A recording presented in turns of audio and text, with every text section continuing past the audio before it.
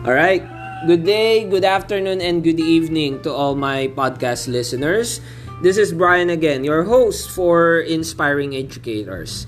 And for this wonderful afternoon, I am blessed to have one of the good, okay, I don't know if I can say greatest, but I think this educator is one of the impressive teachers from Laguna State Polytechnic University. Okay, I haven't met her personally because of this pandemic situation, but seeing her and hearing her virtually, her approach to her students was something that caught my attention as well. That's why I decided to invite her as one of my guests here in Inspiring Educators.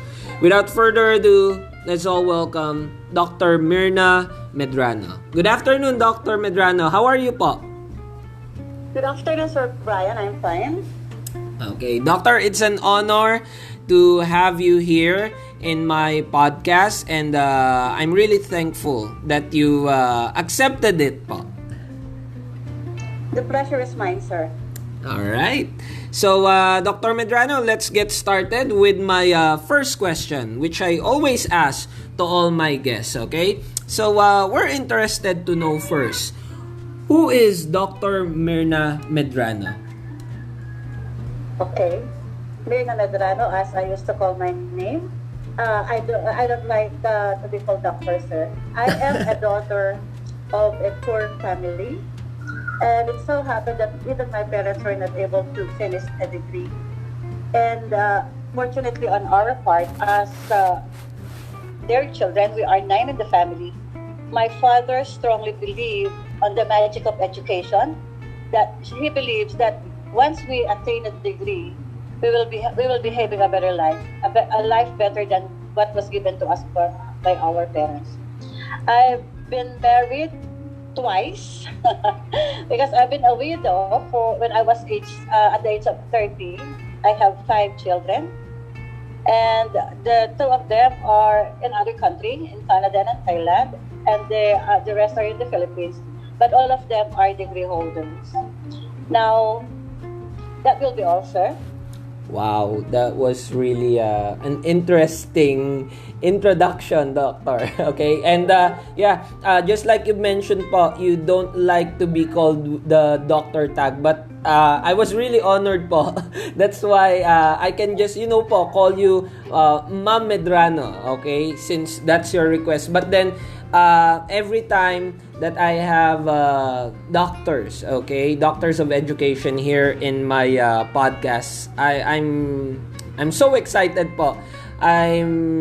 I'm really overwhelmed because I never, in my entire career po, I never thought that I could be talking and having, sharing ideas with great persons when it comes to education.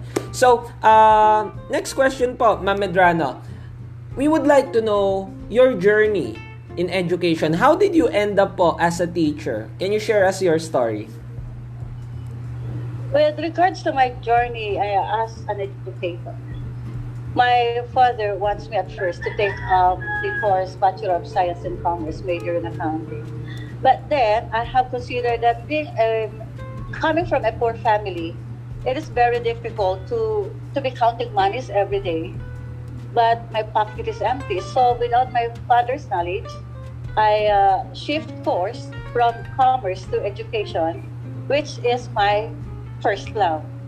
And when I have finished the degree, the Bachelor of Science in Education, major in English language and minor in mathematics, I started, it was in 1983, and in 1984, I started teaching at the pre-LM schools, and then the high school, the secondary education, and then the tertiary level.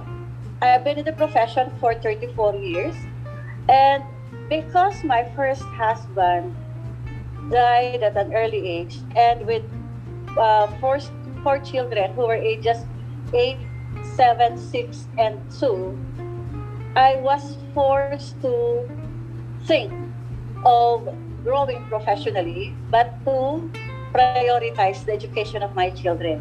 It was only when I was 52 years old when I have seen the right time for me to, according to my daughter, it's my time to shine with regards to professional education or growing professionally. And I was 52 years old when I finished my master's degree.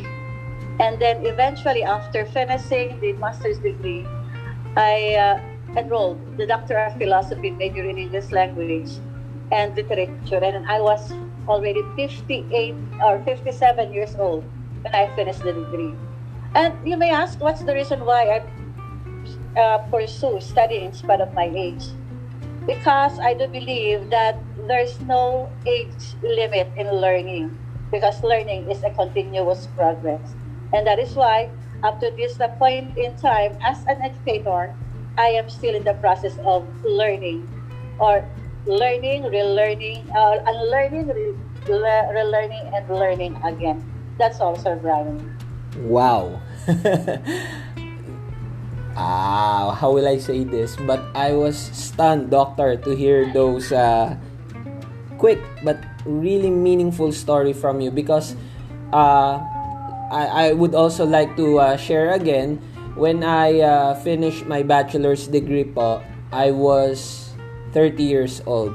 So I thought, Ma'am Medrano, I was too old to continue this. But again, hearing, now including your story, I felt that it's not really late. And I was really inspired. Right now, Ma'am Medrano, I was really stunned because I never thought that you finished your master's degree and doctor's degree in that age already. I thought you took that when you were in your mid-30s. So I was really amazed, Ma'am Medrano. Right now, I'm stunned, and I'm really proud that I'm talking to an educator who never thought that learning should stop when you're old, but then I heard the same philosophy that I'm holding right now. Teaching and learning is a continuous process. And what I love with your idea, Ma'am Medrano, the unlearning, the learning, and the relearning process. Something that my listeners could use in their journey right now in learning. So, woo! We're just in the second question, ma'am, but your presence is really felt, not just by me, but all the listeners that I have. Now, to my third question po, Ma'am Medrano. So, we've faced, and currently we're still facing this pandemic situation. However, we're now on the stage that we're trying to find a cure. But we would like to hear from you po, Ma'am Medrano. How did you become positive? What did you do to stay positive in the past few months and up until now that we're facing this situation? What's your secret po for being positive? Okay, sir. In order to stay positive at this time of pandemic that engulfed the entirety of the world, first and foremost, I never forget to pray every day and thanks the Creator for a new day. And at the same time, I ceases on watching television as well as in reading daily release of print-out media, and I avoid as well reading news stories even in social media. I always see to it that I have my smile for everybody, for I know that it is something that is uplifting. I am taking all the precautionary measures if there is a need for me to accomplish tasks out of my residence. Proper distancing is one thing that I observe a lot. I took this pandemic as an opportune time for family bonding that rarely happens because of the need to work. Aware that this pandemic will not last forever or will not be forever, we spend our days at home by cooperating and accomplishing household chores, including gardening, which we discovered as a stress reliever. In addition, because of this pandemic, a lot of opportunities are being offered online. Hence, I found myself enrolled in online classes like the teaching English the speakers of other languages or the TESOL, and the professional development for teacher trainers or the PDTT offered by the massive open online course or the MOOC sponsored by the U.S. Embassy, and it is for free. These are but some of the few things that I've engaged with to stay positive at this time of pandemic.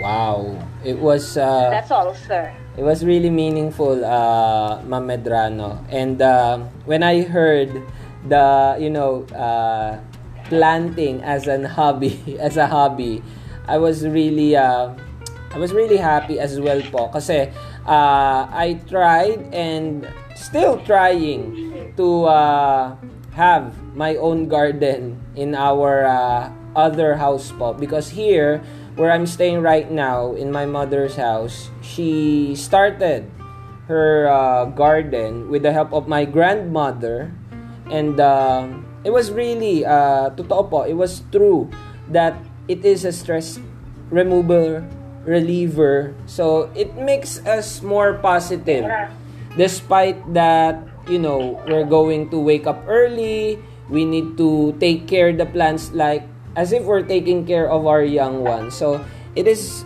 a really good hobby that you have started, Ma'am Medrano. And then hearing that you have tried to enroll and currently you're taking care of the students who are also enrolled in teaching English to speakers of other language, and also the professional development training or for teacher trainers. It is really remarkable. At your age po, talagang I'm really impressed.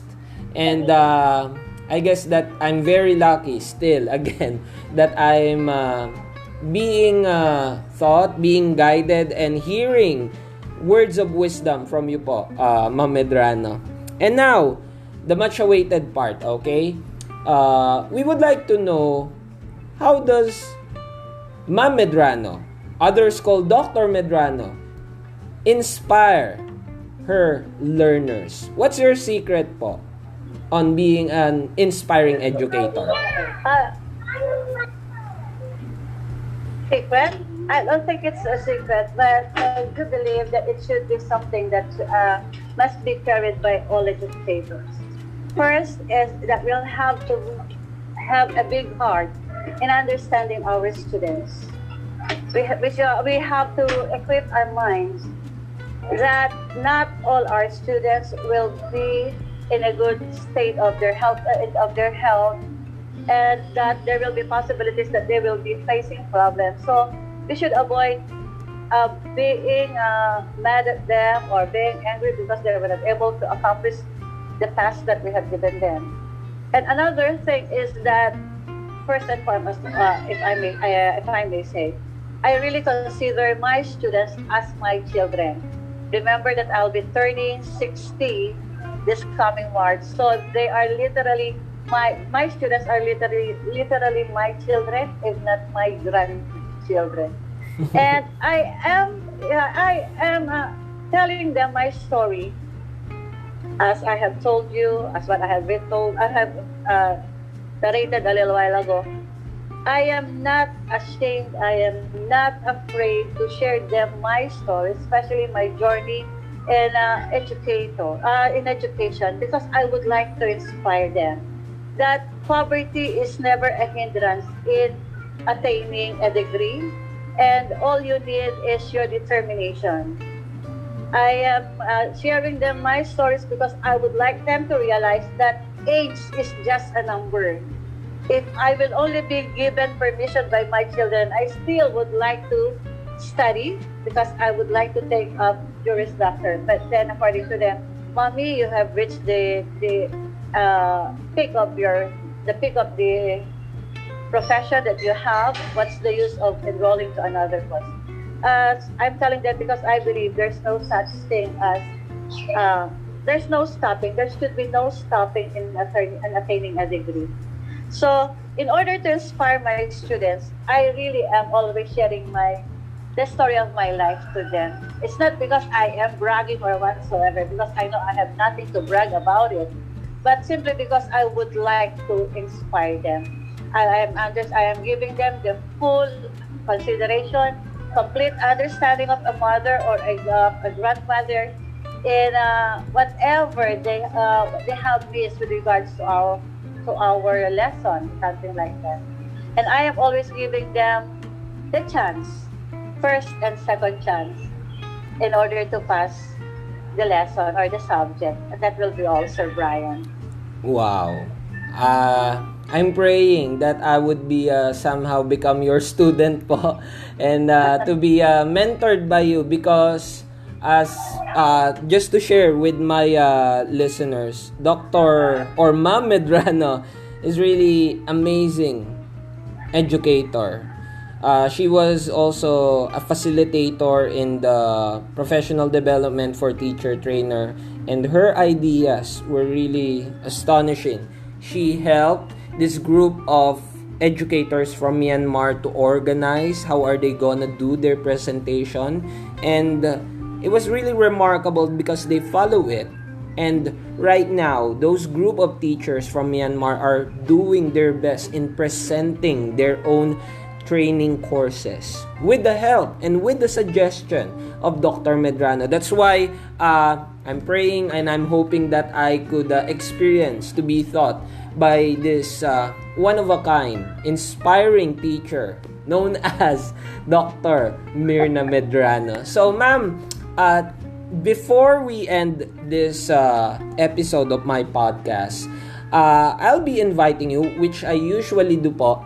I would invite you now, right now, I'll be giving you the floor of my podcast to give your few advice, invite all my listeners, because this time, I'm targeting Filipino teachers po.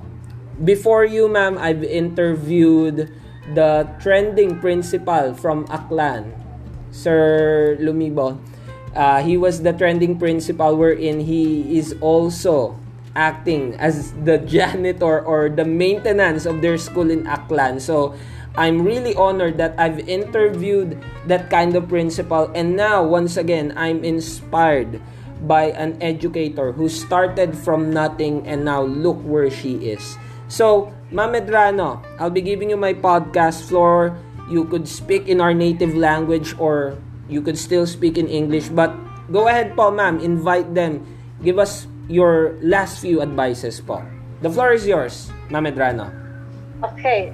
Thank you very much, Sir Brian.